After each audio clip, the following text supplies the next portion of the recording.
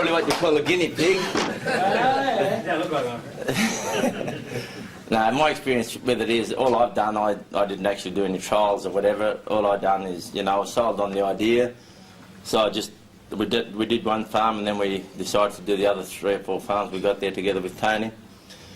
And all I can say is my water consumption was down by at least 20%, conservatively. And it was probably 25, but it was at least 20%, and that's on a drier year than last year. All I've noticed is I've had a reduction in yield by about 40%. I said I was going to tell the truth. I don't know whether it was related to the magnet, but my vines, because I've got rows probably 800, 900 metres long, and I used to find that up the tops I had really long cones, and down the bottom the same. In the middle it was the cones were much shorter. All I found, even when I was harvesting, even now that I'm trimming now, you go down even in the middle it's fairly balanced. The cones are just as long in the middle as what they are at the top. I used to water about every 21 days in the springtime other years. This year I stretched out to 30 days exactly, and what I noticed was even the mound underneath me vines, other years on the top and bottom probably penetrate in the middle. There was no penetration at all. This time it penetrated all the way through. They just used to go black. And I used to go there and dig with my fingers, and you see all the little fibre roots there. And I don't know. But, as far as yield and that, this year was probably a bad year to compare. I'm looking forward to next year to see if the results for the yield. But the vines are very good, and even our Chardonnay, which we've never had Chardonnay looking like it is this year, I'm expecting a very good crop next year. The foliage is just, well, really, it's no comparison to any other year. That's all I can say. I haven't really done any trials. I was sold on the idea. I can see what they're saying makes a lot of sense. So I thought I'll get in and I'll do it, and if it does work, I'll be ahead of everybody else. Thank you. Thank you. So. Frank, just a quick question. Because you put vines in a farm that had never had horticulture before, but it was exposed to flood. Was that exposed? Yeah, to flooding.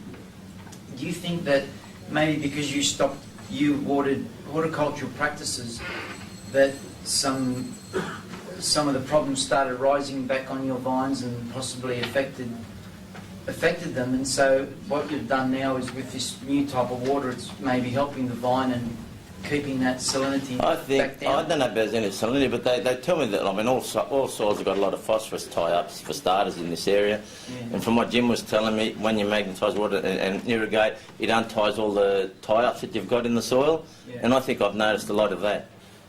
I reckon that, that's why the farm's more uniform now than what it was before. Well, we're very fortunate to meet Jim and Tony. Would have been probably about 2 months ago in town, and we discussed the idea of what they're about with magnetising the water for agriculture. And I was a bit sceptical at first, and so the rest of our family members, and we said, we'll give it a try. There's a lot of benefit from what they're saying. Let's give it a bit of a go. It's going to be early stages to find that out, like it is autumn. We can't tell you much about nutrients or nutrient tie-ups or improvement in fruit or anything like that. But there are other members in this room that will be able to discuss that later on. But what we have done, we've measured, we know our system, we've measured the restraints, the capacity, the water volumes, how our shifts run on citrus, how they run on vines, and we actually measured the data. We can go back on our computer system and see what our shift requirements are for water volume and pressures. To water all our vines, we could never do it all on one shift. We always had to split the shifts up. And when we did try, the systems were, unable to handle the capacity required just on 2 100 horsepower pumps. When we did try, you could only get up to about 420 kPa pressure to supply all of those valves. And after we installed the magnets, we found that the pressure went up to 480, running all of those valves. We ran around all that day, testing every particular block, and we rang up Jim on Anzac Day. We said, we better not break his chops because he's probably in the march down George Street. We rang him up and go, no, I'm not down there. I said, well, I've got some good news for you. I said, this is only early stages, Jim. I said, but I just got back from holidays. The boys installed it while I was gone, and these are the results. And he said, you know, look, we're not here to, you know, play with anyone. We are dead set about this technology. It does work. Our other results that we've measured, we actually measure the water volumes. And when your system's running under pressure, I guess you can see how much more it can gain. And when we checked on our scheduling, it had that we were running, when we were trying to run it under pressure, all those vines, they were running at about 520 cubic metres of water an hour. The increase on that, after adding the magnetised capsules onto those main lines, increased it to 570 cubic metres of water an hour. So that's an extra 30,000 litres of water per hour gain just by changing the viscosity of the water. From that there, we then went a step further and we tried it on our citrus program, and we know that our pumps comfortably run the citrus program, so we checked them on a power level. On the graphs it showed how much the draw was for running all those citrus blocks. The current, it was running at about 50 hertz of power, the strain from the main transformer. After infusing them with putting the magnetised capsules on the main line, we found that the graph indicated a reduction down to 45 hertz of drain.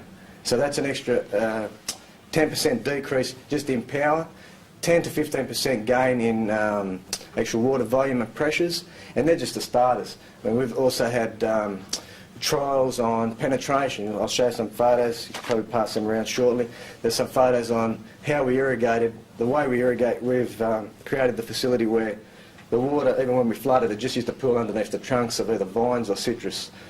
And where, when we used to do a 8-hour full-on shift with non-magnetised water, you'd find that the water would always pool. It'd have the inability to penetrate through the ground.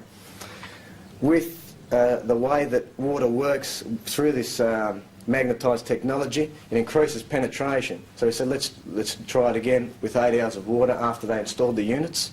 And you'll see the photos. Even after a bit of rain, we looked and it appeared that we didn't even irrigate. That's how good it was. The penetration, the water disappeared. And during our stages of RDI with our grapevines, we use soil monitors across our farm, and we've graphed all the details from all the citrus varieties, all the wine grape varieties.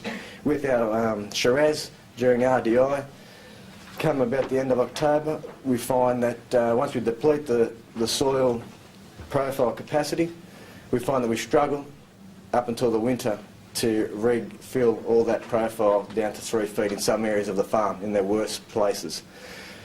After installing the magnet capsules on those main lines, we found, and even noticing how the water didn't pool anymore, we found that we went back to our graphs and those graphs had gone through the roof. So we dug and we found an even further situation later on, that even the limestone, you can actually grab the limestone, you can actually break it.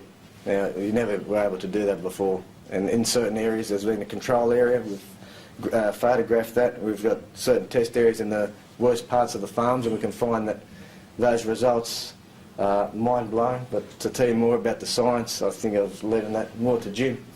And we can't stress it enough how so far the early stages are that positive. So I think come later on, when we experience a full 12 months of the growing season, hopefully we will see what everyone else has experienced, to have used it with the nutrients unlocking, more plant vigour, more water uptake, more aeration of the soil. All those positive benefits should be quite easy to see and document. So. Yeah, then we transferred onto my block at the lake.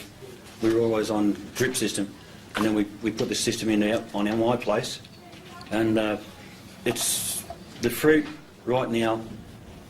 Even the Valencias, they're a lot different in colour to what Tony's block is, or another block we've got at Tarbogan. Our neighbours right now, the colours are a lot better. We're picking them first, where the last few years we've been picking them normally second or third time we pick them, instead of this year we're picking them first. We have noticed a drop in the water, the amount of water we use. We have cut back from, I think it was 18, 19 hours per shift down to a 12-hour shift, and that's about it. Thank you very much.